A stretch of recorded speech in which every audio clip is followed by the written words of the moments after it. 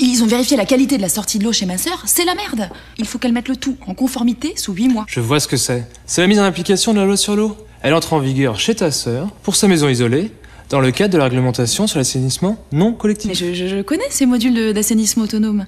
Et alors comment on se débarrasse des eaux usées? Grâce à une station de relevage.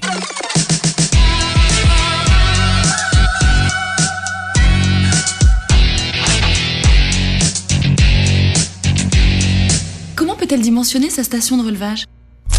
À chaque foyer, on associe un nombre d'équivalents habitants qui définit le débit maximal. Le débit de la pompe doit être supérieur. On calcule ensuite la hauteur manométrique. Et c'est la somme de la hauteur entre la pompe et le point le plus haut du refoulement, plus les pertes de charge dans la canalisation. Ce couple débit-hauteur est ce qu'on appelle le point de fonctionnement. Bon, il permet de déterminer la pompe, ok, mais pour la station complète. Elle doit être choisie afin que le volume quotidien puisse être évacué en prenant en compte le nombre d'émarrages que la pompe a la capacité d'effectuer en 1 heure. Et comment on l'a choisi? Déjà par le nombre de pompes. Une station à 2 pompes permet de diviser le volume utile par 2.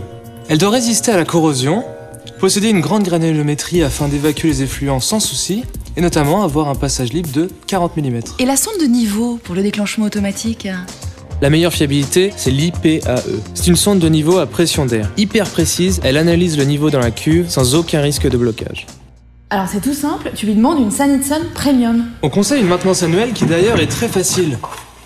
Regarde, on peut enlever très facilement la pompe. Miss